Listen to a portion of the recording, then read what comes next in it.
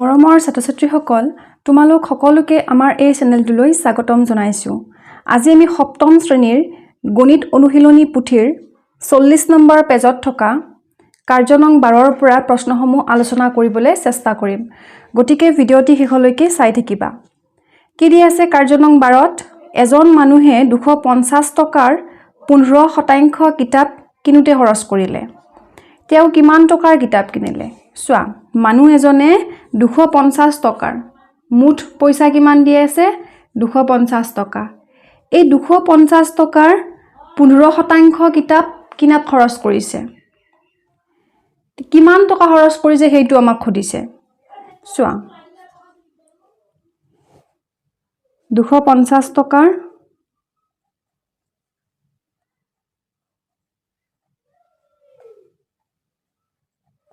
কিমান শতাংশ বুলি দিছে? 15%। 250 টকাৰ মানে কি হ'ব? পূৰণ। 250 পূৰণ 15%ক আমি কেনেকৈ লিখিম? ভগ্নাংশত লিখিলে 100/15। এতিয়া চোৱা, কটাকটি কৰা। 100ৰ এটা শূন্য, 250ৰ এটা শূন্য কটাকটি গ'ল। তাৰপিছত চোৱা, এতিয়া চোৱা, 15ক 5ৰে কিমান বাৰ যাব? 3 বাৰ যাব। 10কো 5ৰে কিমান বাৰ যাব? 2 বাৰ যাব। গতিকে 5ৰে দুটাকে আমি কটাকটি কৰিব পাৰিম।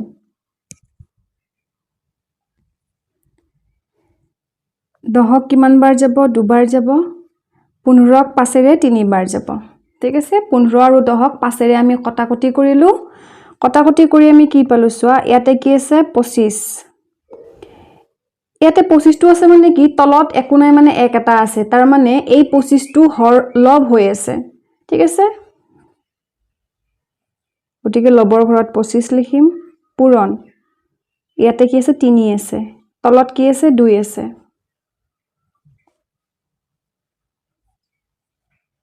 পঁচিছৰ লগত 3 পূৰণ কৰিলে 75 হ'ব। এতিয়া 2ৰে 75ক হৰণ কৰা, কিমান পাবা? 37.5 পাবা এনচাৰটো। তোমালোকে হৰণটো কৰি চাবা। 37.5 টকা। ইয়াতে লিখি দিবা। গতিকে মানুহজনে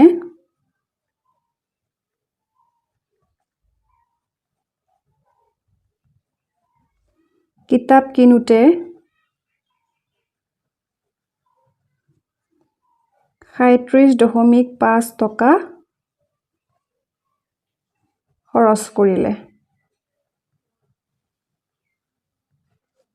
এতিয়া চোৱা, কাৰ্য নং 13, ৰং কৰা অংশ ভগ্নাংশ আৰু শতাংশত প্ৰকাশ কৰা।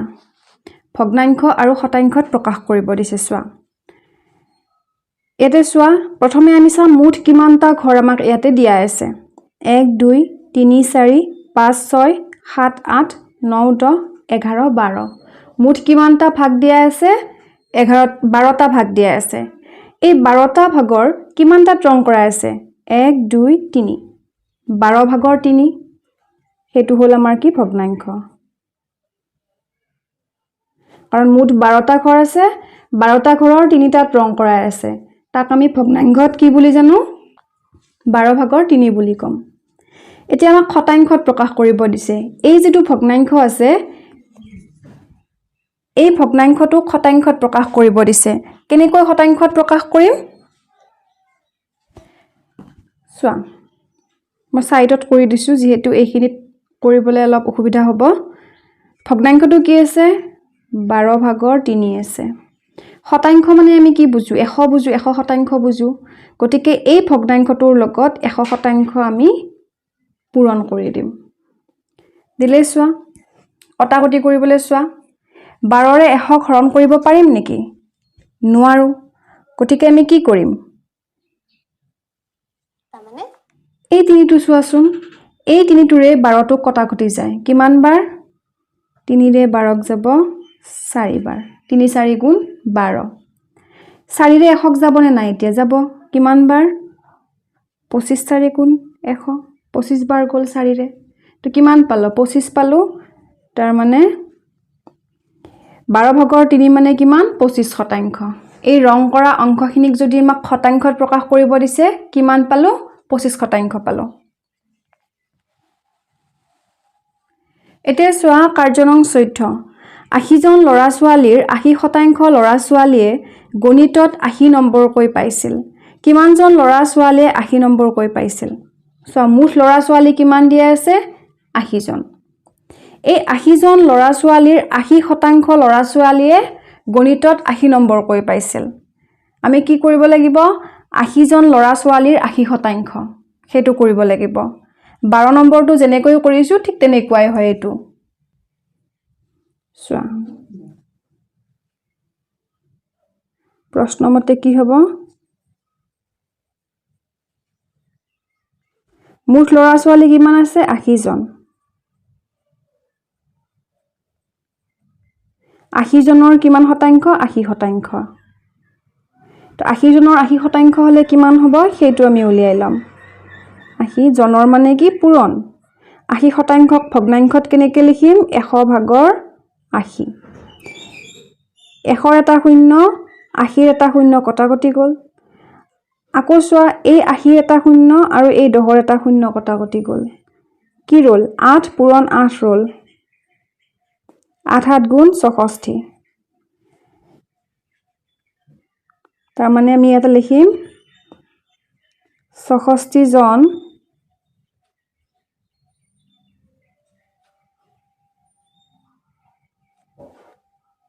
ল'ৰা ছোৱালীয়ে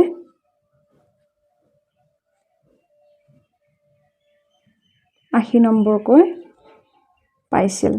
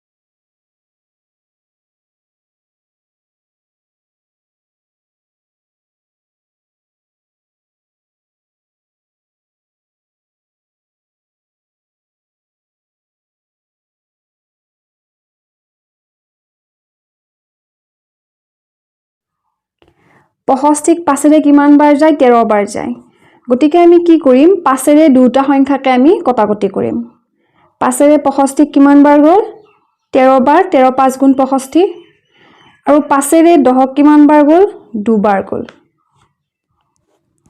এতিয়া চোৱা এই 2ৰে 13ক যাব নেকি নে যায় 2ৰে 95 খৰণ যাব নেকি সেইটো চাই লোৱা যেতিয়া 2ৰে 95 খৰণ কৰিবা তেতিয়া দশমিকত পাবা এনসাৰটো গতিকে আমি কি কৰিম দশমিকত নকৰি আমি এই 95 আৰু 13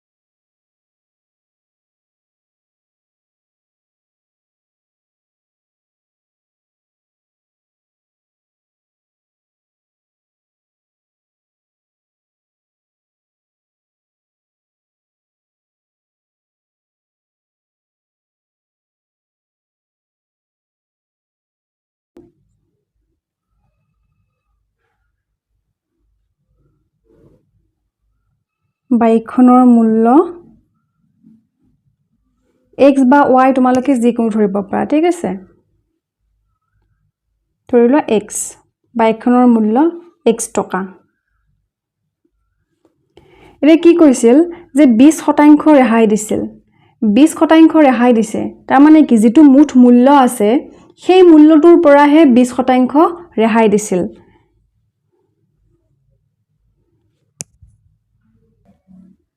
গতিকে আমি কিমান টকা ৰেহাই দিছে সেইটো আমি উলিয়াই লম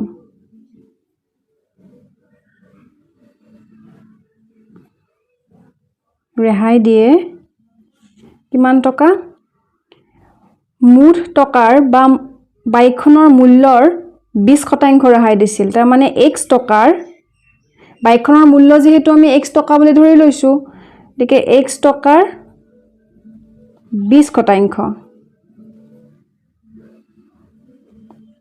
x পূৰণ 100/20 কটাকটি কৰিলে কিমান হ'ব 20 5 গুণ 100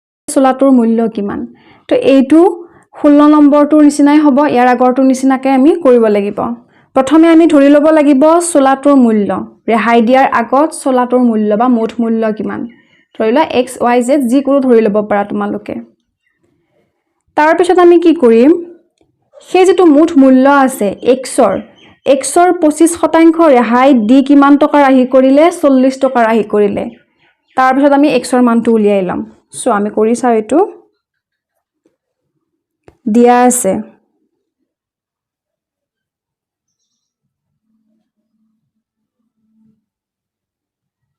ৰাহি কিমান কৰিলে বা ৰেহাই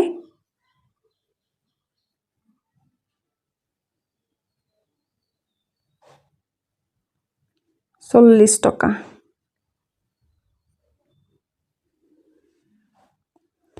এটা আমি ধৰি লম ধৰো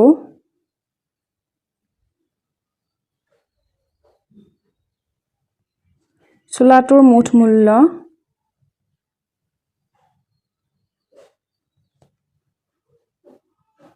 আছিল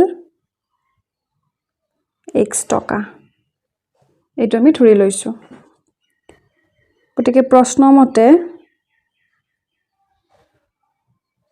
আমাক কি কৈছে প্ৰশ্নটোত চোৱা 25% ৰেহাইত 25% ৰেহাই মানে কি যেটো মুঠ মূল্য আছিল চোলাটোৰ সেই মুঠ মূল্যৰ পৰাহে 25% ৰেহাই দিছে গতিকে মুঠ মূল্য কিমান আছে x টকা x টকাৰ 25% ৰেহাই x টকাৰ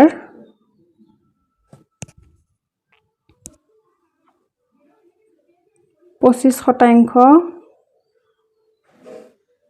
ৰেহাই সো মুঠ মূল্যৰ 25% ৰেহাই মানে কিমান 40 টকা বুলি কৈছে গতিকে সমান 40 টকা x পূৰণ 25% আমি লিখিম 100 ভাগৰ 25 বুলি সমান 40 টকা 25 ৰে 100 কিমান বাৰ যাব 25 ৰে 4 বাৰ যাব কি পালো 4 ভাগৰ x সমান 40 x ৰ মান উলিয়াম যেহেতু x টোক আমি ইয়াতে ৰাখি এই x ৰ লগত যেটো হৰণ হৈ আছে 4 সংখ্যাটো আমি 40 ৰ লগত লৈ আহিম লৈ আহিলে কি হ'ব পূৰণ হৈ যাব x কিমান হ'ব 40 ৰ লগত 4 পূৰণ কৰিলে 4 4 16 160 টকা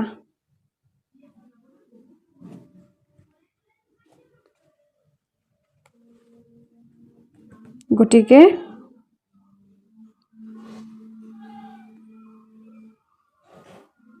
চোলাটোৰ মূল্য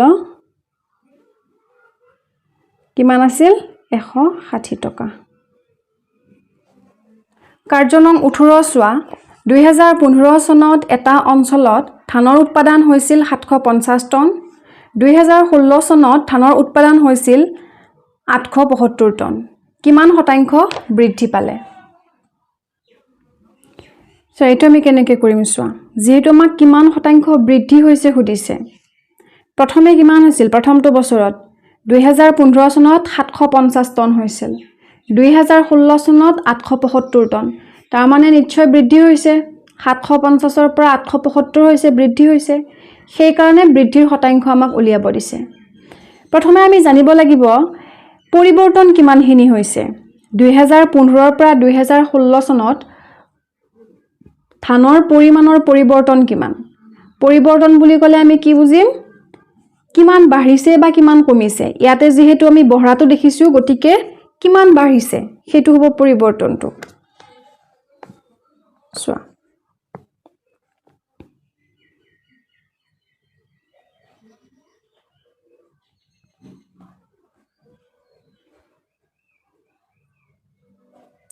পৰিমাণৰ পৰিৱৰ্তন কিমান হৈছে ডাঙৰটোৰ পৰা সৰুটো বিয়োগ কৰি দিম 875 বিয়োগ 750 কিমান হ'ব 5 ৰ পৰা 0 গলে 5 7 ৰ পৰা 5 গলে 2 8 ৰ পৰা 7 গলে 1 তো কিমানৰ পৰিৱৰ্তন হৈছে 125 টনৰ পৰিৱৰ্তন হৈছে মানে 2015তকৈ 2016 চনত 125 টন বেছি হৈছে, বৃদ্ধি পাইছে। এতিয়া আমি এই বৃদ্ধিৰ শতাংশটো কেনেকৈ উলিয়াম? এতিয়া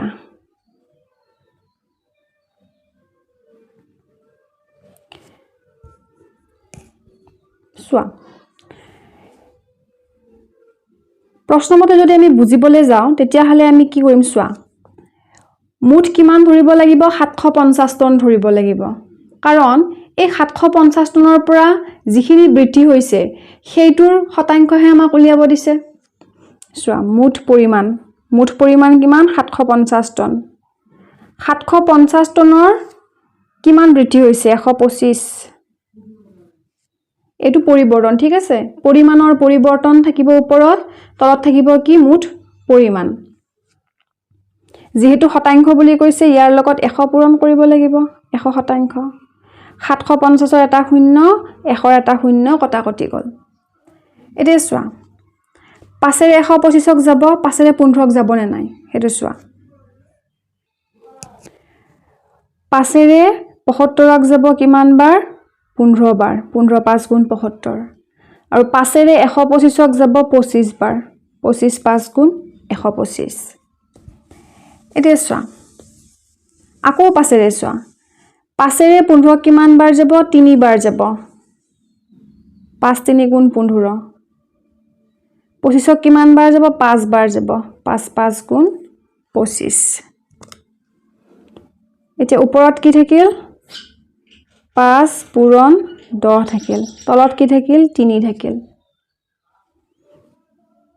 এতিয়া সব 5 10 গুণ 50, 3।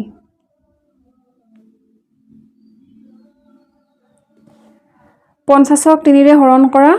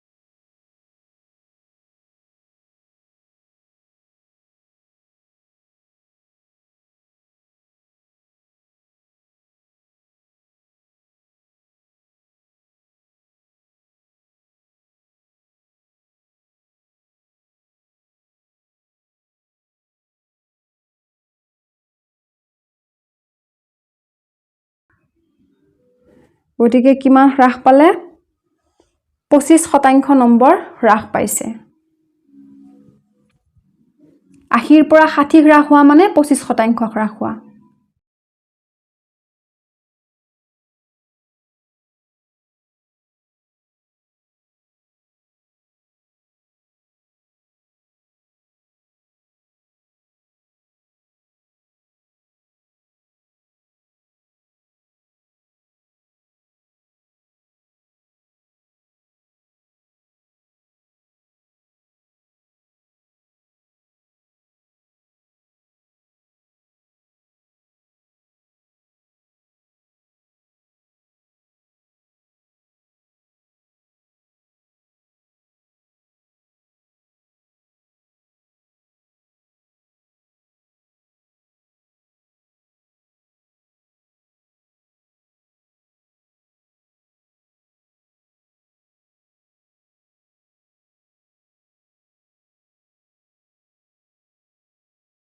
বিয়োগ কিনা দাম লাভ আমি কেতিয়া পাওঁ যেতিয়া বিক্ৰী কৰা দামটোৰ পৰা কিনা দামটো আমি বিয়োগ কৰি দিব লাগে বিক্ৰী দাম কিমান আছে চোৱা 55 টকা কিনা দাম কিমান আছে 50 টকা বিয়োগ কৰিলে কিমান পাম 5 পাম তাৰ মানে কিমান টকা লাভ হৈছে 5 টকা তেওঁৰ লাভ হৈছে